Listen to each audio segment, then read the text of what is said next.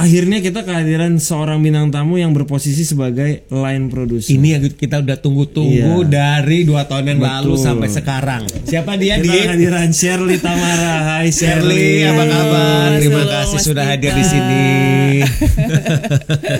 Mungkin sebelum kita lebih lanjut, orang mungkin nanya, line producer apa sih? Kalau menurut definisinya apa? Yes. Line producer itu apa? Iya. Sebenarnya kalau menurut aku line producer ini adalah jembatan yang menjembatani antara above the line sama below the line. Above the line yang lebih eksekutif gitu, producer.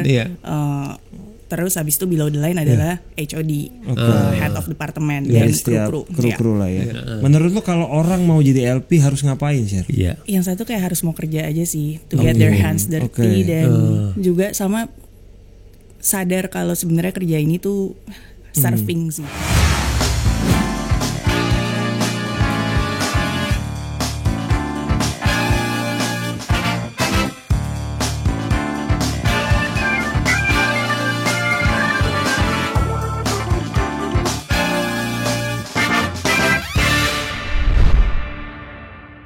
Halo teman-teman, balik lagi di program Di Belakang Layar. Hari ini kita di episode ke-194. Kena episode lagi menuju episode 200. Kayaknya 2 bulan lagi ya. 2 bulan lagi, sebentar lagi ini. Akhirnya kita kehadiran seorang bintang tamu yang berposisi sebagai line producer. Ini yang kita udah tunggu-tunggu dari 2 tahun yang lalu sampai sekarang. Line producer lain menolak. Ini yang langsung dari awal. Aku pengen banget itu wawancara. Iya. Siapa dia? Kita kehadiran Shirley Tamara. Hai Shirley, apa kabar? Terima kasih sudah hadir di sini. Shirley ini baru kerja sama Imaginary di salah satu film lah ya. Kita bertiga lah. Kita nggak boleh film ya. Dulu, tungguin aja beberapa saat lagi akan diinfo sama yang punya project. Iya. Shirley apa kabar lah? Ini berarti kan tayang di sekitar bulan Februari. Udah mulai sibuk belum? Enggak mas, nggak pernah sibuk gini-gini aja. Dia tuh merendah, nggak pernah sibuk loh katanya. Padahal jadwalnya tuh padat. Padat, tapi kebetulan kita dikasih waktu untuk bisa mewawancara. Jadwalnya padat, sama pekerjaan dia juga cukup kompleks nih. Iya kan?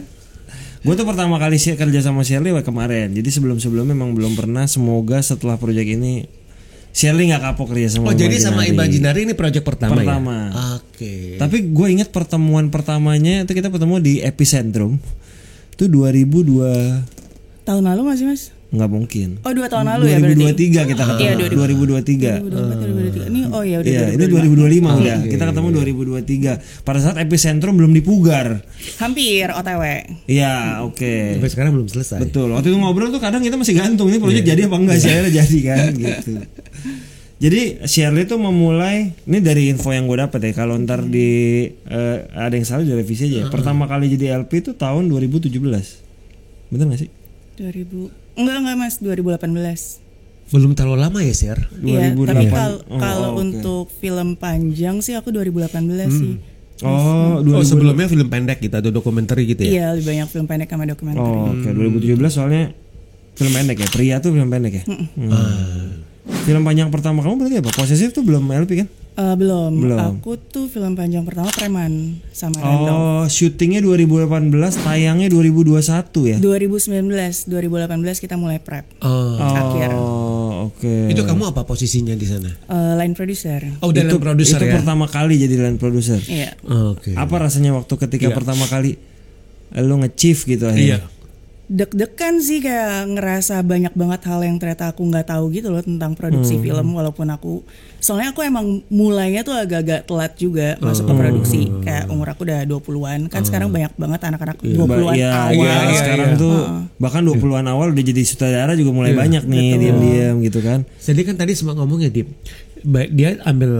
misalnya kamu kan memberanikan diri ya ngambil posisi itu, tapi banyak hal produksi yang kamu tidak tahu tuh maksudnya kayak gimana sih, Sir? Karena kan selama ini aku biasanya tuh jadi PA atau jadi production coordinator. Ternyata ketika jadi LP, jam terbang tuh menentukan banget. Kayak makin banyak kita tahu tentang produksi, itu makin membantu kita ketika kita menjalankan produksinya sendiri. Tapi apa yang bikin kamu berani untuk mengambil posisi itu? Iya, pada waktu itu pasti tawarin gitu. Pasti tawarin. Kayak waktu saat itu mungkin karena masih muda, pengen coba tantangan yang baru aja kali ya mas ya, gitu. Pengen step up aja gitu. Oke. Sekarang juga masih tetap muda kok ya Dip ya. Padahal sebenarnya Preman tuh salah satu scene fighting yang gue suka tuh Preman karena Preman tuh tayang di bioskop sih, tayang ya sebentar ya. Enggak lama enggak ya, langsung OTT ya. Langsung OTT kan. Gue nontonnya di OTT soalnya. Oke. Karena itu era-era pandemi. Iya. Menuju pandemi ya. Dan yang bikin udah di tengah-tengah pandemi. Tengah-tengah pandemi kan. Dan yang bikin masyarakat apa itu agak kaget itu karena kan kalau nggak salah di FFI ya, kan Preman juga dapat nominasi banyak. Gitu loh. Betul. Itu kan jadi orang jadi penasaran kan ini filmnya apa sih kayak gitu loh.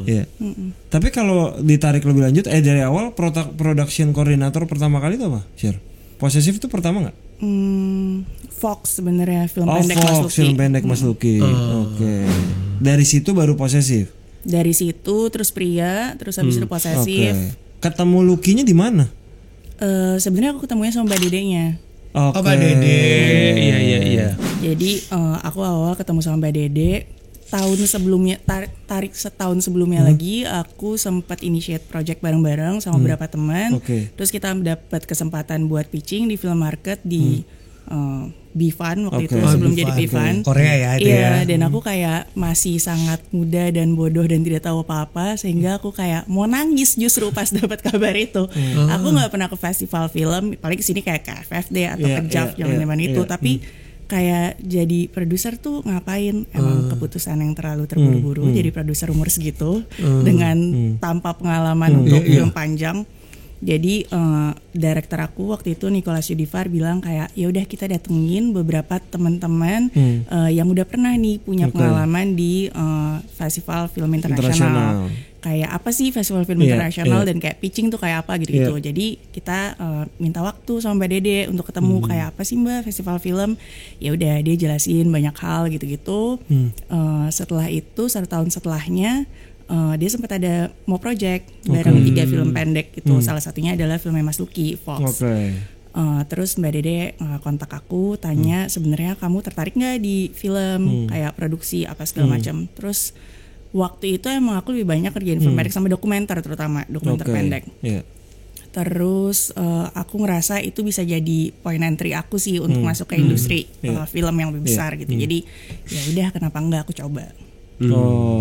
Nah si project Bifan tadi gimana akhirnya? Belum kebikin sampai sekarang.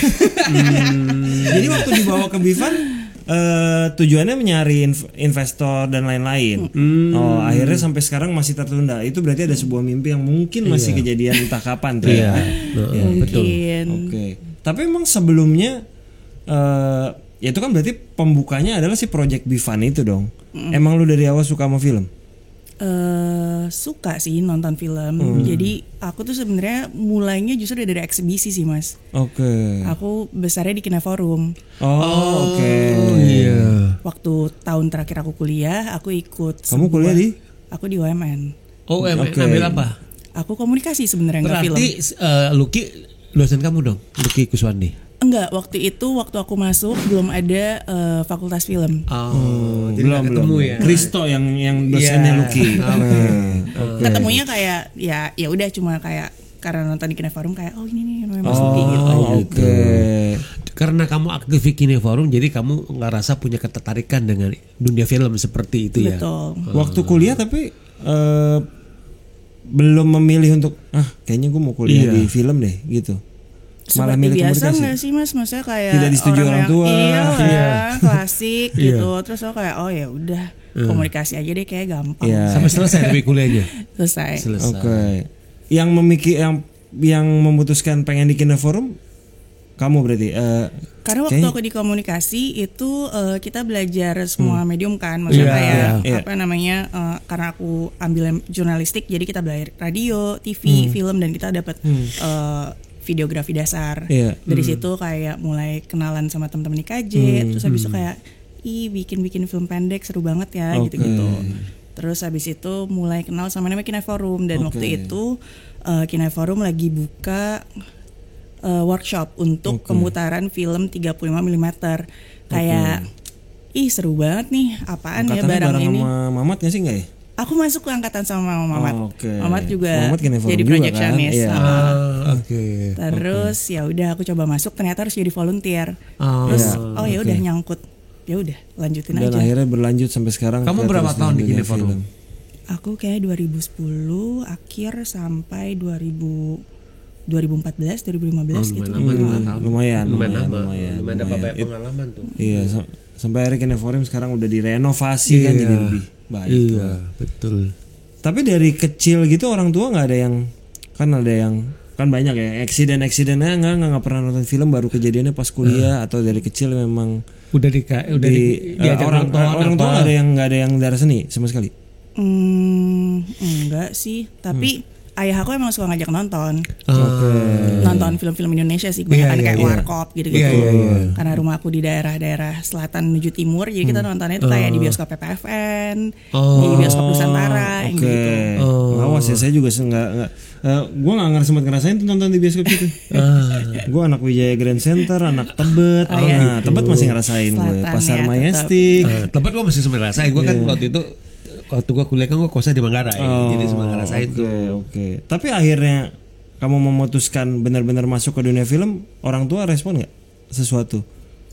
Kayaknya pada dasarnya semua orang tua cuma nggak pengen kita kenapa-napa dan pengen kita bisa survive aja nggak sih on our own. As long as kuliah lu selesai kayak gitu ya. Iya, awalnya sempet kayak ya nolak sih, kayak kenapa juga ngerjain ini. Dan awalnya aku di Kineforum itu jadi film traffic. Terus satu hari aku kayak nanya kayak apaan sih kerjaannya, aku ajak Kineforum. Terus kita masih banyak kayak ngambil 35 mm gitu kan. Terus kayak kayak gini kerjaannya, ngangkat-ngangkat film, kuli. Jadi ya sempat ada nggak percayanya juga sih. Iya. Tapi misalnya itu kayak titik balik yang bikin kamu bikin lu share yang merasa lu mantep, pokoknya kayaknya ini dunia film itu memang dunia gue deh. Memang tuh ada DNA gue itu di mana itu? Momen kapan lu ngerasain seperti itu? Bahwa lu ngerasa hidup lu memang di sini seperti itu. Kayaknya ketika mungkin aku mulai nge-LP awal-awal kali ya Mas, gitu. Karena mungkin scope of work yang dikerjain akan berarti di preman dong ya? Dari yang film-film kecil juga sih. Oh, itu gitu. Kamu udah ngerasakan feel itu udah ada lah ya. Kayak fulfillment ketika misalnya kita berhasil mengerjakan sesuatu dan itu beneran bisa ketemu sama penontonnya gitu loh. Kayak dengan semua keribetan yang udah kita lewatin, dan kadang-kadang ada resentment juga kenapa kita harus ngelakuin ini semua, tapi kok kayak nggak pengen ya kalau misalnya cari karir yang lain gitu. Jadi memang kalau gue dengar dari Shirley itu waktu dia ngerjain project film pendek itu kayaknya dia juga udah ada sedikit udah ada kemantapan kayaknya line producer itu cocok deh. Ya kan memilih. Karena kan sebenarnya kan kita bisa memilih kan banyak profesi di industri film kan kayak gitu loh. Banyak lah kita tahu lah banyak. Tapi maksudnya setelah kamu ngerjakan itu ada satu awareness gitu loh. Kayaknya gue akan memilih bidang ini nih sebagai forte-nya gue kayak gitu loh. Kalau sutradara pernah kepikiran nggak, Sir? Pasti Kineforum gitu ngelihat orang pada bikin film pendek, pengen deh gue jadi sutradara film pendek lah paling nggak at least gitu. Dulu banget sih awalnya kayak waktu dapet kelas videografi mau nggak dapet tim atau kayak yang bikin sendiri kan maunya akhirnya harus nyutradarin sendiri. Tapi kayaknya kayak udah banyak nggak sih orang yang pengen jadi sutradara, Mas?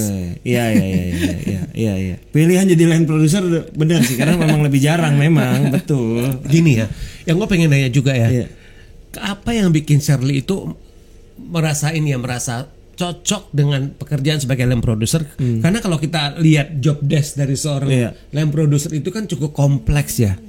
Cukup panjang, kompleks, detail, harus ini segala macam. Itu apa sih yang bikin kamu menikmati profesi ini, Share? Jujur sebenarnya tiap project ada rasa nyeselnya sih Mas. Kayak misalnya ketemu hiccup sesuatu itu kayak kenapa juga gue milih ini sih. Gitu.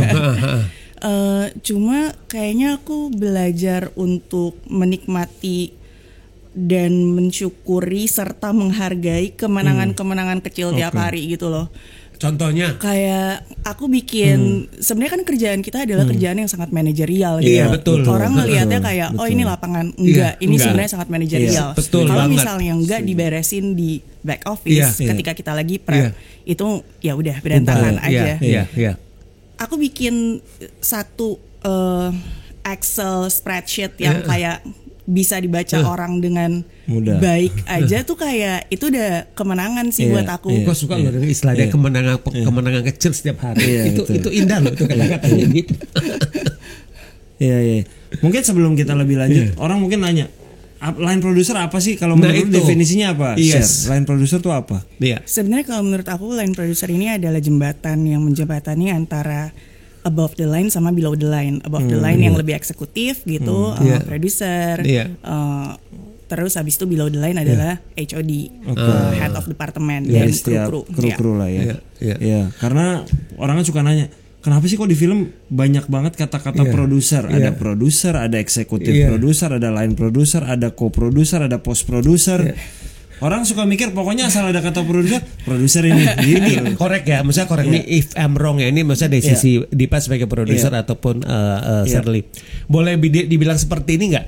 Line producer itu adalah orang yang dipercaya sama produser untuk mengamankan project film yang akan dijalankan.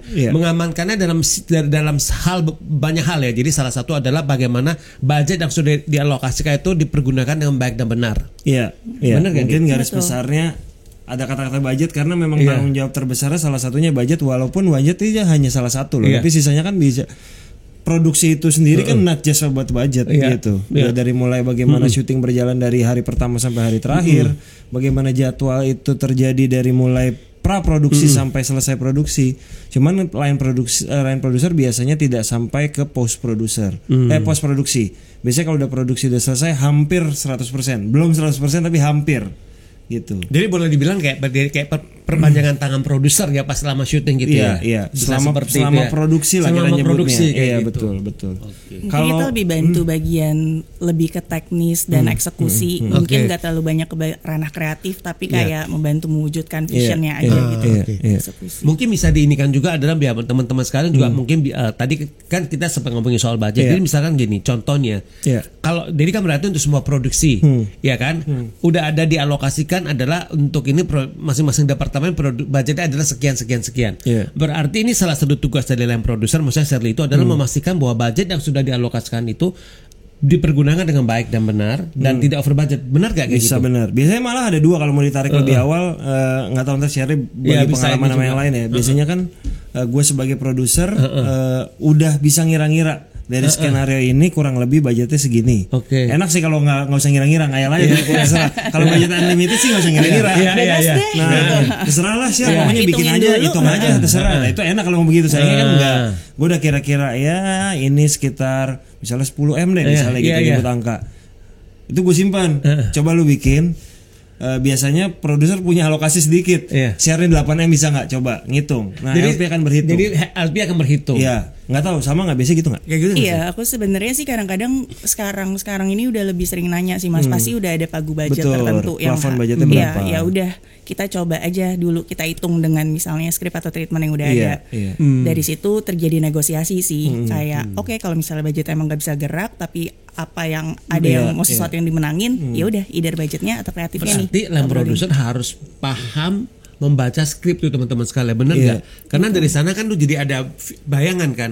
Biasanya dari sinopsis malah udah kebayang, udah bisa kebayangin, walaupun belum bisa detail, tapi paling nggak kayaknya sekian hari syuting akan begini gitu udah mulai ada bayangan. Jadi untuk itu ada bayangan itu. Jadi ini buat teman-teman sekalian juga ya teman-teman sekalian.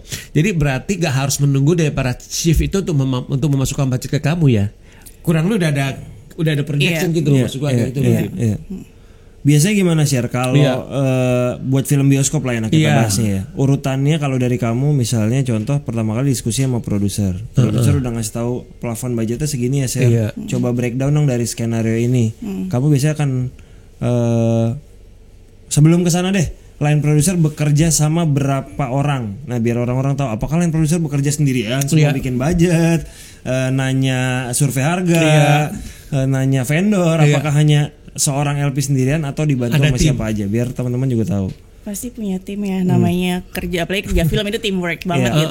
Kayaknya nggak bisa gitu kalau misalnya kerja sendiri. Biasanya kalau misalnya tim aku terdiri dari UPM, Unit Production Manager, ada yang pertama. Terus ada Production Coordinator, tapi mungkin nggak di semua produksi punya.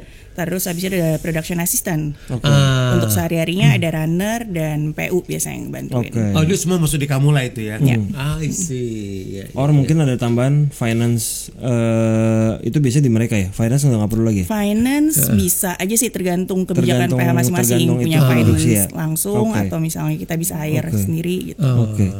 Nah, ketika produser udah ngasih plafon budget, biasanya apa yang dilakukan oleh line producer dan UPM untuk bergerak dari budget dan skenario yang udah ada? Urutannya gimana sih, Sher? Sebenarnya kadang-kadang aku juga semakin banyak informasi yang bisa aku dapatkan mengenai proyeknya, cita-cita dan impiannya. Sebenarnya itu sebaiknya semuanya di-share sih. Jadi semuanya udah bisa kebayang dari budget pertama. Tapi tentunya misalnya aku tahu pagu budgetnya berapa, tapi ternyata si skripnya juga nggak bisa memenuhi budget itu, pasti aku akan bilang yang realnya sih. Ngapain juga aku masukin kayak ya ini kan sebenarnya semuanya kita pengen kerja buat filmnya, bikin filmnya bagus gitu. Makanya biasanya gue kalau dari draft 1 belum berani ngasih ke LP. Draft 1 tuh masih ya cukup mentah, masih bisa utak-atik gonta-ganti. Karena banyak kan cerewetnya antar kayak. Lu draft berapa? Udah biasanya ngasih ke LP. Draft 2 udah lumayan gue. Karena draft 1 ke 2 biasanya perubahannya masih signifikan. Tapi 2 ke 3 ke 4 udah mulai semakin sedikit. Tapi kalau 2 sampai 10 bisa banyak sih. Tergantung, makanya biasanya kalau gue 2 atau 3 udah berani ngasih. Berarti kalau kita tadi kalau dengerin ngomong dari Shirley, dari lu juga, berarti sebenarnya LP itu akan sangat berperan itu mulai dari proses pre-production sama production ya. Betul. Begitu post kan udah selesai ya, dia udah lepas tuh kan projectnya. Udah lagi bikin report ya. Lagi bikin report ya. Nah ini teman-teman sekalian.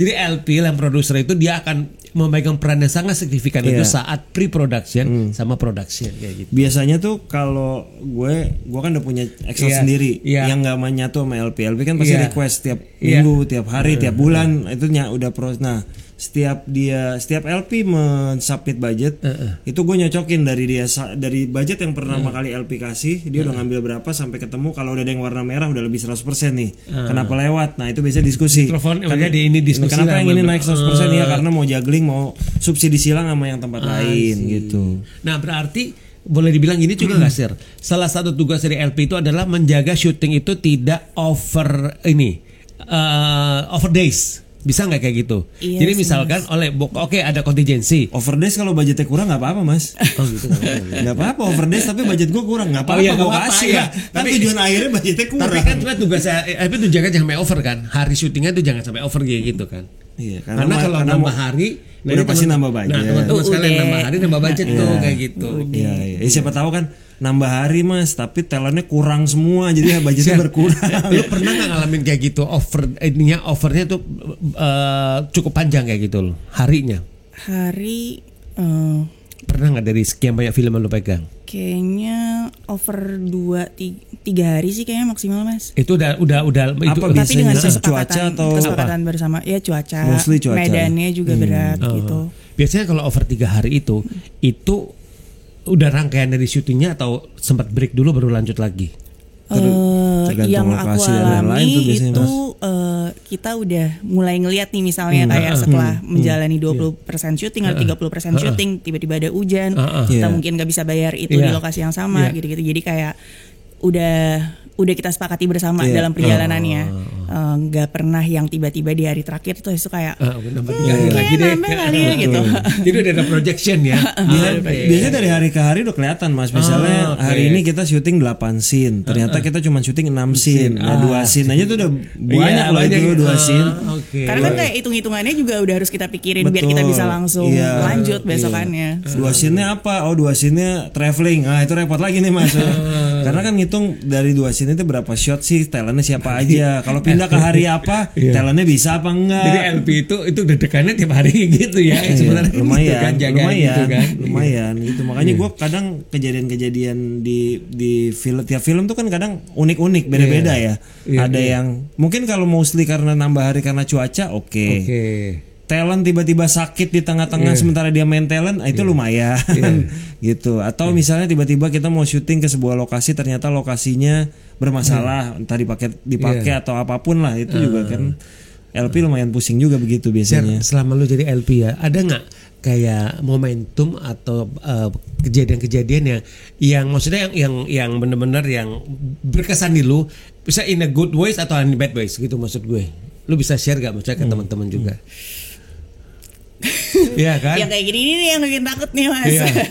Ntar saya pada kayak gue bukan nih gitu. Ya kan tinggal jawab aja. Nanti tinggal kalau ternyata nggak boleh kan tinggal di ini kita potong. Kita nggak mention apa nggak perlu produksi apa gitu. Ada sih Mas pasti. Maksudnya kayak yang sangat berkesan pengen berhenti kerja film juga ada. Itu karena kamu di situasi sama kondisinya lah yang kamu rasakan di lapangan seperti itu sampai kamu ngerasa kayaknya enggak deh. Kayak gitu ini kan. Masih worth it gak sih? Iya kayak gitu kan. Mengorbankan perasaan dan mental health aku gitu. Iya. Tapi biasanya kayak gitu lah ya. Kayak gitu nggak di awal produksi ya, sebenarnya di tengah-tengah apa gimana sih? Di situasi seperti itu. Iya biasanya gitu ketika ketemu kayak kendala sih Mas biasanya. Oke, ketemu kendala sekali 2 kali ya udah mau nggak mau emang kayak problem solving udah jadi part dari job desk kita gitu. Tapi misalnya kayak ketemu kendalanya kayak tiap hari berulang-ulang gitu, hal yang sama berulang-ulang gitu ya. Tapi dari semua mungkin memang LP itu kan PIC yang bekerja sama dengan pihak yang paling banyak menurut gue dari semua. That's why menurut gue kesulitan sebuah tim itu jadi krusial buat LP. Banget. Ini gue pengen nanya juga ke Shirley. Tadi yang lu bilang LP itu kan bekerja sama dengan segala macam pihak kan, above the line sama below-nya gitu kan. Betul. Lu bagaimana bisa menyiapkan, kan ini nggak cuma semata-mata skill kamu gue. LP kan bukan sekedar lu skill lu bagaimana lu skill lu berhitung, manajerial lu tuh bagus banget, tapi ada sisi lain juga kamu gue ini. Bagaimana lu secara ini secara hati lu ya itu bagaimana lu bisa memanage ini lu, hati lu, mental lu itu untuk bisa menghadapi itu semuanya. Karena menurut gue itu krusial loh sebagai seorang LP kan. Iya, apalagi rasa nggak enak baru hari kedua. Hari kedua per 23 masih lama nih. Karena kan tiap hari itu kan selalu akan ada namanya kalau menurut gue ya unpredictable things gitu yang akan lo hadapin gitu loh. Share. Bagaimana lo bisa menyiapkan hati lo gitu lo sama mental lo untuk menghadapi itu semuanya. Kayaknya nggak akan pernah siap, tapi kayak aku selalu mikir kalau misalnya ya masalah emang harus dihadapin aja sih. Jadi itu aja jadi ini lu ya. Jadi point of view lu pokoknya hadapin aja. Karena kalau misalnya nggak dihadapin kayak itu akan numpuk. Makin numpuk kita kayak makin amsyong belakang-belakang. Might as well hadapin aja, beresin satu-satu udah. Tapi lu pernah sampai mengeluarkan emosi lu daripada gue simpan, udahlah ayo kita debat aja misalnya. Ya terjadi dong Mas. Kita kan manusia ya. Ada ya. Karena daripada ditahan-tahan kadang-kadang malah repot di belakang. Ini talent gue syuting di project yang Shirley pegangnya sama ini. Dia tuh bilang ini salah satu syuting yang paling menyenangkan loh. Terima kasih Shirley. Iya loh, gue jadi terima kasih ke Shirley loh. Dia bilang sama gue tuh memang gak ada komplain sama sekali. Dia bilang ini salah satu syuting yang paling menyenangkan, yang paling semoga Shirley berkata gitu juga ke gue. Gitu. Amin. Gitu. Ini dari talent gue ya yang ngomong seperti itu ya gitu loh. Ya tapi, semoga lah. Menurut aku menemukan sebuah tim yang punya sinergi dan punya chemistry juga itu sebuah kemewahan sih. Kita nggak selalu punya kemewahan itu. Ya kebetulan kemarin kita semuanya bersinergi dan chemistry-nya dapat semuanya gitu loh Mas gitu. Berasa sih itu. Orang kita berapa kali syuting pulang cepat mulu. Iya makanya itu. Alhamdulillah. Pada kita yang keren. Iya kan. Cuma satu hal menarik kan di kamu gue ya. Kalau gue lihat belakangan ini kan banyak perempuan yang jadi LP ya. Iya, dan LP gue semuanya perempuan. Enggak satu. LP pertama gue laki-laki di Ngeri-Ngeri Sedap, selanjutnya dilanjutkan oleh perempuan. Ini dari sudut pandang nomor 2 ya. Kalau menurut kamu kenapa share? Kenapa maksudnya kayak sekarang para maksudnya kali ini merasa confidence gitu ya untuk memilih pekerjaan ini. Perempuan tangguh nih isinya kalau di udah pasti tangguh. LP ini udah pasti perempuan tangguh. Iya. Kenapa ya? Aku nggak terlalu mikirin tentang masalah gender sih. Mungkin karena kerjaannya lebih tapi ujung-ujungnya bakalan jadi stereotyping banget. Lebih detail ya. Lebih bisa lihat ini ya gitu ya. Mungkin kali ya Mas, banyak banget paperwork, terus habis itu kayak berkutat dengan sesuatu yang sangat back office gitu-gitu. Ya mungkin ke arah situ ya kayak. Mungkin. Bisa jadi sih. Gue juga nggak pernah gue sengaja abis ini perempuan nggak juga gitu.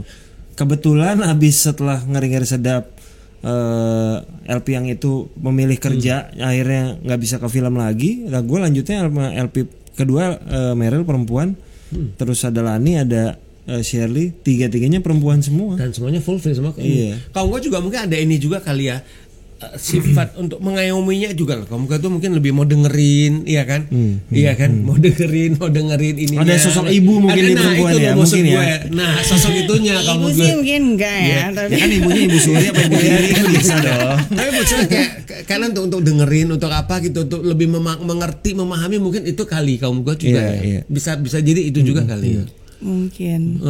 Kebetulan proyek terakhir bukan cuman soal LP perempuan, mostly didominasi head of crew-nya perempuan kita kemarin. Produser, line producer, DOP, Astrada, makeup, wardrobe. Udah 6 tuh. Menarik perempuan. Ya? Menarik sekali kan? loh. Iya. Sampai kita mungkin lebih mudah ngitungnya yang nggak perempuan siapa jadinya gitu kan. Menarik sekali loh tuh. Gua bukan berarti yang laki nggak sanggup. Nggak sengaja aja, memang kita mappingnya ya lagi discuss nama. Dan sebenarnya itu juga memberikan kesempatan yang sama. Betul, iya, kan? betul. Dan memang mereka harus punya kesempatan yang sama. Harus punya kesempatan dan harus diberi kesempatan kayak gitu. Gini Sher, pertanyaan berikutnya adalah, menurut gue salah satu yang tidak mudah mencari di Indonesia adalah LP. Menurut gue LP itu masih termasuk yang cukup terbatas kalau menurut gue. Oh jadi nggak banyak ya? Menurut gue ya gitu. Walaupun waktu gue sama Ernest tuh pakai LP juga hampir semua LP yang sama. Tapi setelah discuss mencari nama-nama LP itu sebenarnya nggak sebanyak. Dulu kan LP senior kalau gue nggak tahu yang dulu Basari Mohtan kan. Ya betul. Itu. Masih. Menurut lo kalau orang mau jadi LP harus ngapain Sher? Iya. Ini orang pengen belajar. Gue pokoknya cita-cita gue seperti Shirley Tamara, saya pengen jadi LP. Apa yang kamu? Itu role model saya. Yes, apa yang kamu? Dia harus ngapain? Harus magang di divisi turunannya LP kah? Atau dia harus punya skill apa bisa jadi LP? Yang satu kayak harus mau kerja aja sih, to get their hands dirty dan menurut aku harus punya nggak selalu berlaku kelihatannya baik buat orang-orang ketika aku bilang, tapi kayak harus ada sedikit rasa nggak enakan juga, sama sadar kalau sebenarnya kerja ini tuh serving sih. Itu kita nge-serve orang. Itu kuncinya di kamu gue itu. Serving itu kamu gue. Karena koordinasinya kan ke dalam dan keluar itu. Ya kan? Kamu gue kuncinya di sana. Iya. Jadi harus punya harus punya kesadaran itu bahwa ini pekerjaannya untuk men-serve orang. Ya kan yang di above atau below kan kayak gitu kan. Karena itu yang bikin aku bertahan kalau misalnya kayak ketika sebel banget pengen nonjok orang gitu rasanya kayak tapi gue harus nge-serve dia. Tapi ini kayak kita bukan cuma nge-serve dia tapi juga nge-serve projectnya, vision directornya. Ya ini buat filmnya gitu. Bagus sih itu. Kamu gak poinnya ya. Yang besar banyak kalau di film. Tapi yang besar, pemikiran besar itu adalah sebenarnya kan intinya gua mau nge-serve vision film ini. Nah dari sana kan baru turunannya semuanya kayak gitu. Palingnya kan kalau udah krunya bisa di-serve dengan baik, director, produser, abis itu dia nge-serve orang lokasi. Nih lokasinya ada yang tinggal PR-nya di situ. PR-nya di sana. Lagi masyarakat yang di lokasi yang lagi kita sewa misalnya kan. Kalau berarti kalau misalnya gini, kalau orang mau jadi DOP itu kan kayaknya harus ada spesialisasi. Orang mau jadi wardrobe or makeup harus punya masih ada makeup lah, harus ada spesialisasi. Jadi orang jadi LP itu kan bisa dibilang kadang-kadang kayaknya nggak ada kuliahnya deh, jurusan line producer. Berarti sebenarnya orang mungkin aja dia dari magang di unit production manager, dia jadi unit production manager baru naik ke atas, itu sangat mungkin berarti. Mungkin banget sih Mas. Maksudnya aku juga karena nggak pernah nyoba-nyoba yang lain, masuknya langsung ke produksi gitu. Dan untungnya jadi nyantol. Tapi ya sebenarnya kerjanya awalnya kan kelihatannya sangat remeh-temeh gitu, sangat domestik kadang-kadang gitu, kayak nyediain makan orang, kadang sampai kayak dia mau pipis atau kamu harus siapin cari toilet. Tapi hal yang terpenting adalah Shirley itu pasti sebagai LP itu sangat hafal sama harga-harga. Menurut gua dong, lu pasti tahu paling gede kan tahu harga kru, tahu harga produksi, mungkin sampai harga nasi box pasti lo hafal kan. Tapi kalau ada ketika dapat budget dan ini nggak sesuai budget, lo sangat tahu, berarti langsung cepet pasti deh. Ini kayaknya tuh nggak. Orang biasanya nyewa berapa, kenapa segini? Itu kan emang yang learning by doing lah ya. Sampai nego, itu kan lo berarti belajar nego, ya kan? Iya pasti. Belajar menahan rasa nggak enakan. Itu kan. Dimana kita harus ada rasa sedikit tidak enak gitu. Kalau soal nego ya, kan kalau kita nego, ini kita kan sama biasa sebagai manajer pun nego kan. Kalau lu nego dikasih harga yang mahal biasa kan, berarti lu harus nego untuk jadi murah. Kalau lu dikasih harga yang misalnya biasa lu sewa barang harga 1 juta. Kalau lu dikasih 2 juta pasti lu nego dong untuk dapat 1 juta. Lu lagi mau 1 juta tiba-tiba dia enggak 300 aja. Lu apa yang lu lakukan ketika lu nemu harga yang biasanya mahal kok murah? Curiga apa gimana? Aku pernah sih ngalamin itu sama kru. Oh gitu. Iya, dia ngasih angka under plafon budget aku. Terus aku bilang, gue gak mau menjebak lo sih, tapi coba lo ngobrol lagi deh sama teman-teman lo. Oke. Menurut teman-teman lo angka segitu pantas apa enggak gitu. Kayak dia balik lagi lebih murah lagi. Kemahalan dia pikir. Oke. Ya, tapi kalau misalnya untuk barang, servis gitu-gitu Mas, yang kalau misalnya angkanya under, itu justru jadi agak aneh sih kadang-kadang. Aku bakal kualitas sih. Kualitas ya. Ini LP punya hati. Iya kadang-kadang gue juga gitu Mas. Kalau harga kru, harga talent tuh kadang gue sebagai produser juga suka mikir, kok dia dengan baik kayak gitu. Kok dia harganya under sih? Udahlah nggak usah kadang kalau ini nggak usah ditawarin. Atau kalau terlalu rendah, ya udah naikin lah. Masa segitu sih gitu. Kan kasihan juga gitu. Jadi intinya kalau orang tadi mau belajar, kita ulang lagi dikit, kalau orang mau jadi line producer, mungkin magang kali ya pertama kali ya, magang-magang di bisa sih PA, Mas, jadi gitu PA kali ya. gitu-gitu, Kan? observe dulu. Karena kan orang kalau ya sebenarnya di project film tuh kan paling memungkinkan tuh magang di berbagai macam divisi kan. Gitu. Share sampai sekarang tuh kamu udah LP-in tuh film layar lebar ya, berapa film? Coba kita sebut ya, dari yang pertama nih. Berarti pertama kali adalah Preman. Iya kan. Preman. Gue sebut urutin kalau salah di revisi ya. Kalau kurang ditambahin. Oke. Ini dari tahun rilisnya. Ini Akhirat. Preman Akhirat. Penyalin Cahaya. Iya. Penyalin Cahaya. Abis Penyalin Cahaya aku ada series Write Me a Love Song. Oke. 5 Dear David. Budi Pekerti. 6 Kawat Berduri. 7 Kawat Berduri. Kabut Berduri. Soalnya Kabut Berduri. 7 Heartbreak Motel. 8 Dan satu lagi nanti. Oh banyak loh. Iya banyak. Dan filmnya tuh film-film yang maksudnya yang prestigious. Ini sebenarnya ada 3 yang dia sebagai production coordinator, Posesif, Petualangan Menangkap Petir, sama Aruna dan Lidahnya kan. Itu film-film ini semua high profile semua loh. Oke. Dan sebagian besar secara tidak sengaja, entah sengaja atau enggak, kebetulan di Palari. Iya kan aku belajarnya sama Mbak Dede. Iya. Enggak biasa gitu kok. Kru memang ada yang banyak di sini ya. Udah itu mah memang udah umum kok. Ya kan itu chemistry yang tadi aku bilang. Karena udah chemistry di sana ya udah. Iya benar. Gitu. Tapi memang filmnya film berkualitas semua. Ini film Piala Citra semua ini. Gokil. Sayangnya di Piala Citra tidak ada line producer terbaik. Kayaknya perlu deh karena dari semua penghargaan nggak ada line producer terbaik. Nggak ada. Iya. Nggak perlu juga sih Mas, maksudnya kayak orang tuh biar lihat hasilnya aja sih kan. Tapi sebenarnya apresiasi gitu juga butuh sih kalau jadi orang jadi tahu bahwa di balik kesuksesan sebuah film itu gak cuma sukses PH-nya, produsernya, atau sutradaranya, atau DOP atau lain-lainnya, tapi line produser juga memegang peran yang penting kalau menurut gue. Iya. Dan lu tuh kan nge-LP-in ada film, ada series, ada short movie, ada video klip, Kunto Aji kan? Apa yang membedakan dari semua ini biasanya Share? Menjadi LP dari 4 kategori berbeda. Atau sama dokumenter deh kalau misalnya ada tambahan.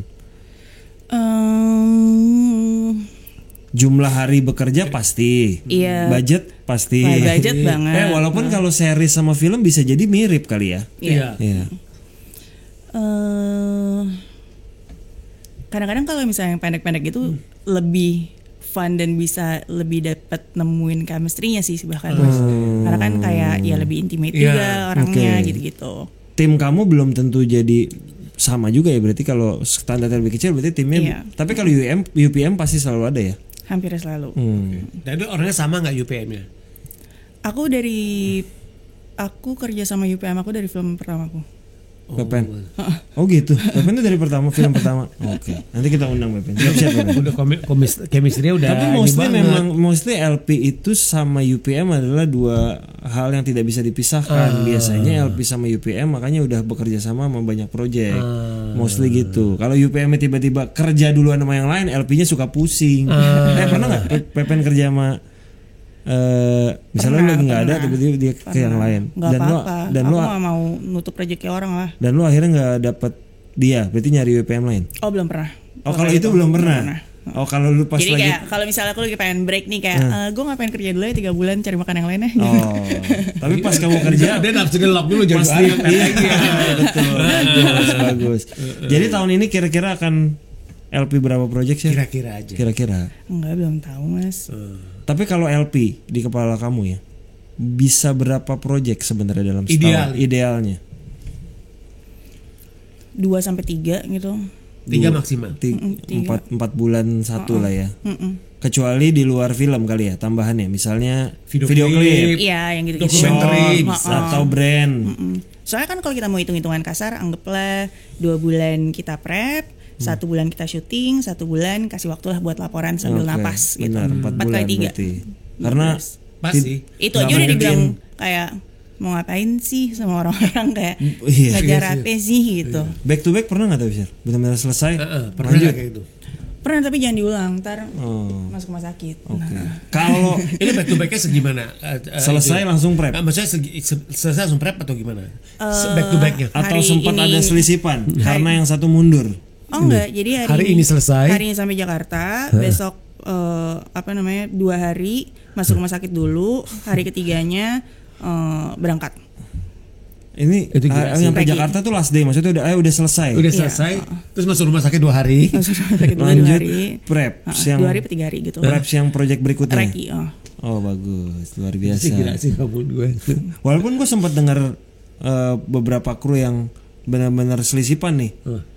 Udah mau selesai syuting, ternyata udah mulai reki duluan, cuman dianya jadi belum bisa ikut duluan karena belum selesai. Kalau menurut aku, kalau misalnya buat bagian produksi, apalagi kalau jadi LP, aku udah nggak mau ngambil yang semenantang itu sih Mas. Kadang-kadang soalnya sebelnya gara-gara yang satunya maju atau yang sebelumnya mundur, berarti mau nggak mau kan yang satu harus dikorbanin kan kayak gitu. Cuma yang aku alami adalah aku ngerasa nggak fair sama kedua proyeknya. Nah, ini gue pengen nanya ke Shirley. Benar, Shirley kan sebagai line producer kan reputasinya kan bagus, oke lah kalau bilangnya gitu. Karena yang dia pegang kan film-film dengan sutradara yang kita bilang kan jadi jelas sutradara Elis gitu, PH-nya juga yang Elis gitu. Nah, apa yang membuat kamu, mendasari kamu itu untuk mengambil sebuah project, say yes or no ke sebuah project, kamu sebagai LP? Jujur aku hampir nggak pernah sih Mas nolak kerjaan. Jadi namanya dari nggak enakan emang tadi dia. Jadi begitu ada ini kamu ambil gitu. Cuma aku tuh emang belum pernah horor karena aku tuh takutan orangnya. Tebusan dosa tuh pelari nggak kamu ya? Enggak, bukan aku. Nggak mau karena horor apa bukan itu? Oh enggak, karena kita waktu itu aku lagi Heartbreak Motel. Pas banget ya. Iya, pasti kalau nggak Heartbreak Motel kamu ditanya sama Dede. Tapi kamu ada pertimbangan tertentu nggak? Kamu mau ngambil project ini kayak gitu loh sebagai LP? Pasti aku pengen baca ceritanya dulu juga sih gitu. Jadi yang mendrive kamu itu juga salah satu adalah kamu suka sama cerita yang ditawarkan gitu ya. Tapi kalau horor dipastikan enggak saat ini ya. Saat ini belum. Ya mungkin belum ketemu jodohnya aja secara waktu. Jadi kalau misalnya ada yang ngerasa pernah aku bukan karena kamu berjodoh, bukan karena kamu yang enggak, aku takut horor misalnya gitu. Itu pernah karena emang maaf banget aku takutan orangnya. Karena kan harus reki kan. Tapi sekarang lebih ke jodoh. Waktu Mas. Oke.